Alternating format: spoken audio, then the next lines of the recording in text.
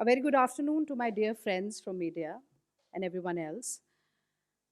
I welcome you all to this very important media bite on an issue which is causing sleepless nights for everyone, which is troubling us all except the Modi regime.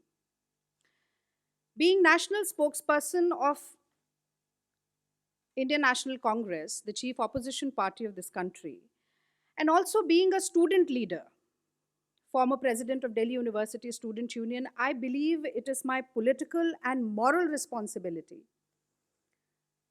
to talk about, to bring to light the heart-wrenching predicament of students, our children, stuck in a war zone, stuck at various locations in Ukraine, stuck at various borders of Ukraine, stuck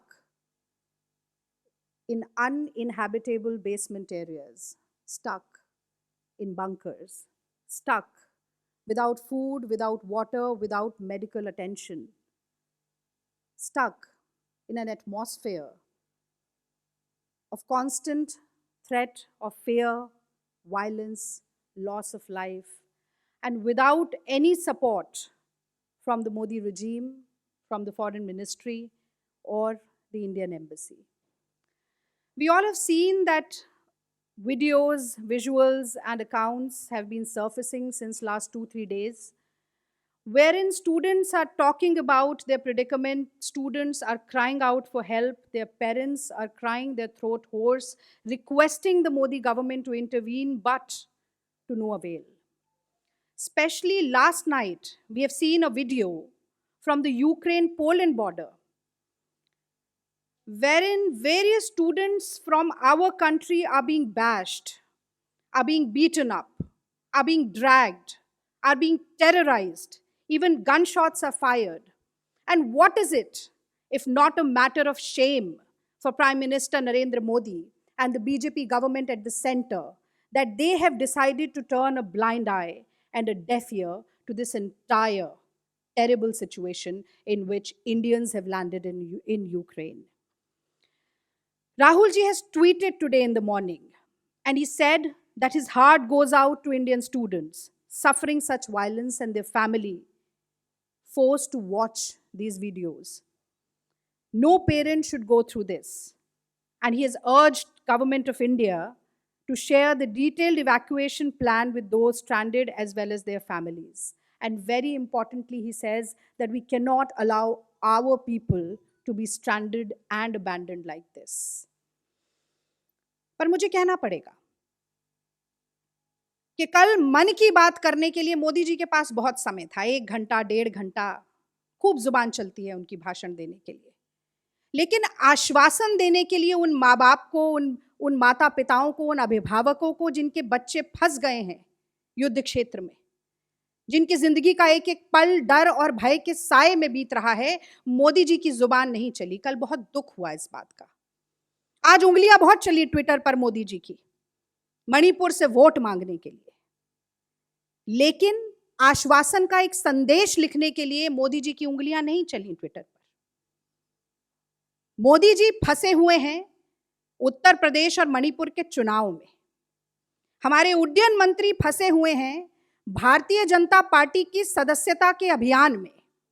हमारा विदेश मंत्रालय फंसा हुआ है विरोधाभासी advisory जारी करके गाल बजाने में, और हमारे बच्चे फंसे हुए हैं ऐसी दर्दनाक परिस्थिति में यूक्रेन में।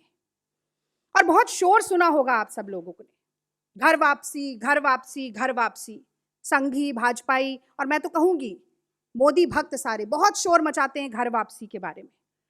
और आज सबसे ज्यादा जरूरी जब हमारे देश के विद्यार्थियों, हमारे देश के बच्चों, भारत माँ के बच्चों की घर वापसी है, तो मुंह में दही जम गया है, सन्नाटा पसर गया है। अब घर वापसी का शोर नहीं मचेगा। अब कोई नहीं बोलेगा कि कैसे 20,000 बच्चों को वापस लेकर आया जाए। बिल्कुल ठीक कहा है राहुल गांधी जी ने कि क्या इवैक्यूएशन प्लान है आपका, बताइए।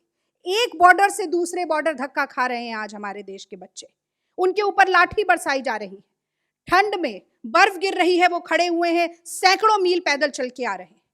कल पोलैंड बॉर्डर पर हमने जो दृश्य देखे, उसके बाद हमें यह भी पता चला कि वहां पर भी टूटी फूटी अंग्रेजी में सैनिक कह रहे हैं कि अब आप रोमानिया जाइए, यानी कि एक बॉर्डर से सैकड़ों मील दूर पैदल चल के अब वो रोमानिया जाएं।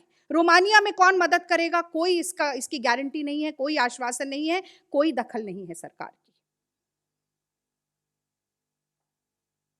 क्रोनोलॉजी की बात करते हैं, बहुत क्रोनोलॉजी की हमने बात सुनी। मैं गड़े मुर्दे नहीं उखाड़ना चाहती, लेकिन अपने देश के नागरिकों की घर वापसी के मामले में, स्वदेश में सुरक्षित पहुंचाने के मामले में मोदी सरकार की क्या विफलताएं रही हैं, क्या नाकामियां रही हैं, इसकी क्रोनोलॉजी भी समझना बहुत ज्यादा जरूरी है। तो विश्व गुरु बनने का तो दंभ भरा जाता है, विश्व गुरु बनना है हमें, लेकिन एक प्लान तक नहीं बना पाते कि अपने लोगों को वापस कैसे लेके आएंगे। मैं कुछ एडवाइजरीज जो जारी की हमारी सरकार ने, और वो किस तरह से विरोधाभासी थी, किस तरह से उन्होंने मदद करने की बजाय और ज्यादा फंसाने, भ्रम और संशय को फैलाने का काम किया, वो मैं आपको बताना चाहती हूँ। 26 फरवरी, अभी कुछ दिन पहले ही जो अंतिम एडवाइजरी भारत सरकार की आई थी, उसमें यह कहा गया कि आप जहां हैं वहां बने रहिए और इंडियन एम्बेसी से संपर्क करिए। हम सब लोगों ने विजुअल्स देखे, सारे चैनल्स ने दिखाए मुझे लगता है, जिसमें स्टूडेंट्स ऐसे फोन दिखा रहे हैं, नंबर डायल कर रहे हैं इंडियन एम्बेसी के। लोगों का कोई फोन उठाने की जहमत तक नहीं कर रहा है, जरूरी नहीं समझ रहा है कि फोन उठाकर ही कह दें कि 2 दिन रुके रहिए, 4 दिन रुके रहिए, कुछ मदद आ रही है। ये हाल है। जहां ब्रिटेन, अमेरिका, जर्मनी, फ्रांस जैसे देशों ने जनवरी से ही आगाह करना शुरू कर दिया था अपने नागरिकों को कि रूस यूक्रेन पर बहुत बड़ी मिलिट्री कार्रवाई कर सकता है और इसीलिए वापस आने में ही भलाई है। हमारे देश में प्रधानमंत्री मोदी जी चुनावी प्रचार में व्यस्त थे। जैसे कोरोना के समय पर मोदी जी अपने गाल बजाने और ये कहने में कि हम जंग जीत चुके हैं, 18 दिन महाभारत ताली थाली में व्यस्त थे, वैसे इस संकट के समय में मोदी जी चुनाव के प्रचार में व्यस्त थे। उन्होंने जरूरी नहीं समझा कि कोई ऐसी एडवाइजरी जारी करके पहले से सचेत किया जाए। 12 फरवरी को अमेरिका ने अपने देश के नागरिकों से कहा कि अब आपको वापस आना है और रोड से आने की व्यवस्था, जितने भी बॉर्डरिंग नेशन हैं, पोलैंड, हंगरी, स्लोवेनिया, रोमानिया इत्यादि, उनमें किसी भी तरीके का एडवांस अप्रूवल जरूरी नहीं होगा। आप आना चाहें आइए, बाकी सब अमेरिका की सरकार जो है वो बंदोबस्त करेगी। किसी तरीके के पहले से अप्रूवल की आपको जरूरत नहीं पड़ेगी। 15 फरवरी से भारत की सरकार ने अपने नागरिकों का ब्यौरा मांगने की कवायद शुरू की, जो कि जनवरी में ही ये सारे देश जो मैंने आपको गिनाए वो ये सारी कवायद शुरू कर चुके थे। और आपदा में अवसर किसे कहते हैं? मोदी जी के ये सारे नारे जो होते हैं वो सबसे ज्यादा उन पर ही लागू होते हैं। तो आपदा में अवसर किसे कहते हैं, ये भी मोदी सरकार ने करके दिखाया। एक अर्पित कटियार नाम का एक स्टूडेंट जो वहां फंसा हुआ है, उसने भारत सरकार की एडवाइजरी पर जवाबी पत्र लिखकर ये कहा कि हमसे ये कहा जा रहा है कि जो 25,000 रुपए की टिकट थी वो अब आप 70,000 65,000 रुपए में खरीद कर आइए, अगर इंडियन एयरलाइंस की फ्लाइट से आपको वापस लौटना है। आपदा में अवसर का इससे बड़ा प्रमाण क्या होगा?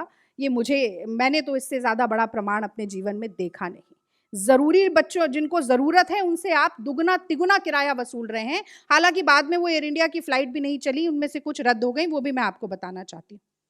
15 फरवरी को ब्यौरा मांगा, 16 फरवरी को इंडियन एम्बेसी ने यह स्वीकारा कि हमसे अपील की जा रही है कि फ्लाइट उपलब्ध नहीं है। बाकी देश 15 से 20 दिन पहले से लोगों को निकाल रहे हैं, हम अभी नहीं निकाल पाए, हम असमर्थ रहे, ये खुद इंडियन एम्बेसी ने स्वीकारा है, माना है। 18 फरवरी को यह कहा गया कि एयर इंडिया की फ्लाइट्स 22, 24 और 26 फरवरी को उड़ान भरेंगी, जो कि भारतीय छात्रों को यहां लेकर आएंगी। लेकिन जैसे ही युद्ध शुरू हुआ, गूगल मैप के सहारे स्टूडेंट्स को छोड़ दिया गया। वो एडवाइजरी भी आपको ध्यान होगी, जिसमें ये कहा गया कि आप गूगल मैप से सबसे नज़दीकी बंकर ढूंढें और खुद जाकर बंकर में छुप जाएं, अभी कोई फ्लाइट की व्यवस्था नहीं है। मैं कहती हूँ तो जो 200-400 छात्र देश में आ रहे हैं, बहुत अच्छी बात है, लेकिन उस पर अपनी पीठ थपथपाने, गाल बजाने और श्रेय बटोरने के बजाय जो 17, 18, 19 हजार छात्र फंसे हुए हैं, उनको कैसे वापस लाया जाए, इस पर मुस्तैदी से कार्रवाई करना पहली प्राथमिकता होनी चाहिए। मैं ये भी बताना चाहूंगी कि हमारे जो पड़ोसी मुल्क हैं वो अपने नागरिकों को पोलैंड की सीमा के अंदर ले जाने में हमसे पहले सफल हो चुके हैं। हम नहीं हो पाए हैं अभी तक। हमारे छात्र इधर से उधर भटक रहे हैं, लेकिन हमारे पड़ोसी देश पोलैंड में ले जा चुके हैं। तो भारत सरकार की इससे बड़ी कूटनीतिक असफलता भी कोई नहीं होगी। आप चाहे मोदी जी 56 इंच का सीना फुलाएं, चाहे लाल आंखें दिखाएं, चाहे विश्व गुरु बनने का दंभ भरें, लेकिन सबसे जरूरी जो काम है, जो सरकार की पहली जिम्मेदारी है कि विदेश में फंसे हुए नागरिकों को वापस लाना, उसमें आप पूरी तरीके से असफल हुए हैं। ये बात मैं पुरजोर तरीके से कहना चाहती हूं। आज एक बात मुझे लगता है भावना के स्तर पर भी जरूर कहनी चाहिए। हम में से जितने लोग यहाँ पर बैठे हैं या जितने लोग मुझे सुन रहे हैं, हमारे भी बच्चे हैं। मैं भी माँ हूँ, मेरा बेटा भी स्कूल जाता है।